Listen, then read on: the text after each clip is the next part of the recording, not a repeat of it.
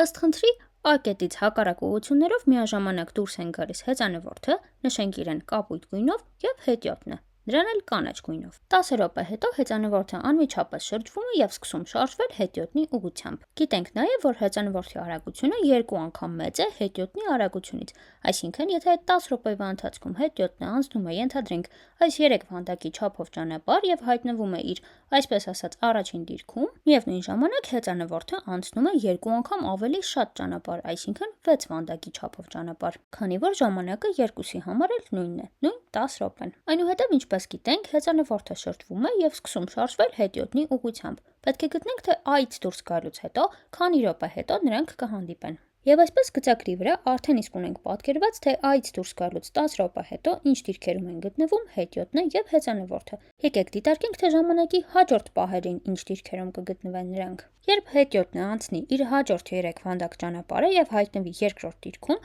հեծանվորդը կանցնի 6 վանդակ ճանապարհ և նրա երկրորդ դիրքը կլինի հենց A կետը։ Եվ այս ամենը կրկին 10 րոպեի ընթացքում։ Իր հաջորդ 3 վանդակը անցնելուց հետո հետիոտնը կհայտնվի երրորդ դիրքում, իսկ հեծանվորդը այդ ընթացքում կանցնի 6 վանդակ ճանապարհ և կհայտնվի հետիոտնի նախկին երկրորդ դիրքում։ Կրկին 10 րոպեի ընթացքում։ Այնուհետև, երբ հետիոտնը անցնի 3 վանդակ ճանապարհ և հայտնվի 4-րդ դիրքում, հեծանվորդը, անցնելով իր 6 վանդակ ճանապարհը, կհանդիպի հետիոտնին։ Փաստորեն, ևս 10 րոպե անց նրանց 4-րդ դիրքերը կհամընկնեն և հեծանվորդը և հետիոտնը կհանդիպեն A-ից դուրս գալուց հետո 40 րոպե անց։